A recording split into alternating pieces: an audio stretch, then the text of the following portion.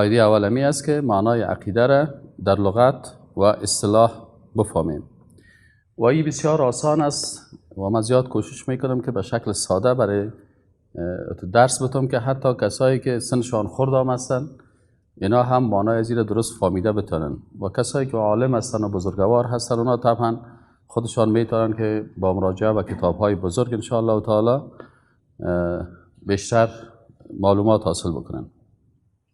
عقیده در زبان عربی از کلمه عقد گرفته شده و عقد در زبان عربی هم به حساب مادی استعمال میشه هم به حساب معنوی. در به حساب مادی وقتی که میگن عرب ها میگن عقد علی الحبل یا حبل، علی بسته کرد رسبان را. مثلا یک رسبان است، این طرف سر رسبان است، این طرف سر رسبان است، اردوی از زیر گریه میکنه. پس اینجا اردوی از زیر که بسته کرد سر رسبانه، یا عقدت الخیط، یا من تار گرفتم گریه کردم.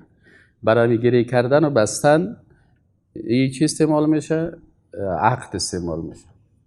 و در مسائل معنوی هم استعمال میشه. مثلا میگن که عقد الامام نکاح فلان، یعنی عقد کرد امام نکاح فلان شخصه، یعنی بسته کرد نکاحش. ما شما میگیم چی کرد؟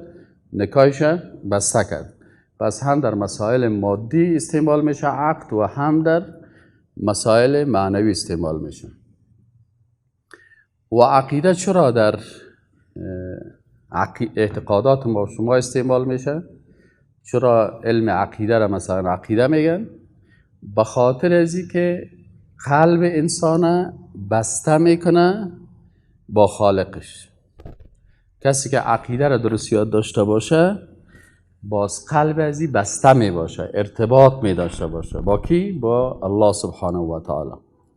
و کسی که عقیده را نمیفهمه باز شیطان قلب ازی را بسته میکنه به یک مخلوق، یا مثلا بت پرست میشه، یا قبر پرست میشه، یا چوبه میپرسته، یا سنگ میپرسته، یا جن میپرسته، یا ملائکه را میپرسته، یعنی به غیر الله قلب ازی را ارتباط میده. پس عقیده به خاطر از یه عقیده گفته میشه که قلب انسان وابسته میسازه به کی؟ به الله. پس در زبانش همیشه الله میباشه، در قلبش همیشه الله هست، دست دعا همیشه به بارگاه الله بلند میکنه. و عقیده در اصطلاح به امور گفته میشه که با او قلب انسان اطمینان پیدا میکنه، قلب انسان او را تصدیق میکنه و در او هیچ شک نمیداشته باشه. سه چیز. عقیده چی است؟ که قلب انسان به یک چیز اطمینان پیدا کنه و به او یقین حاصل بکنه. اطمینان یک، یقین دو، و سومی که در او هیچ شک وجود نداشته باشه. وقتی یک کسی اینمی سی چیز درباره یک کس داشته باشه به مو عقیده می داشته باشه. و ما و شما الحمدلله و در اصطلاح اسلامی باز عقیده چی را میگن؟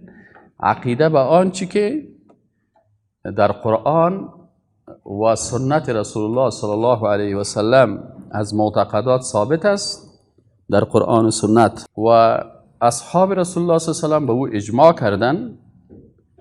اینمی را عقیده توحید اسلامی میگن که ثابت در قرآن باشه، ثابت در سنت باشه و اصحاب رسول الله صلی الله علیه و سلم اجماع کرده باشه.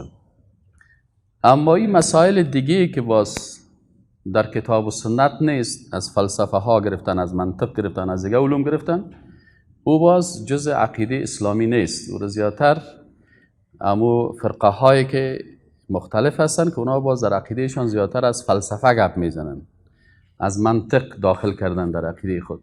متکلمین، زیادتر متکلمین. ما و شما او را کار نداریم.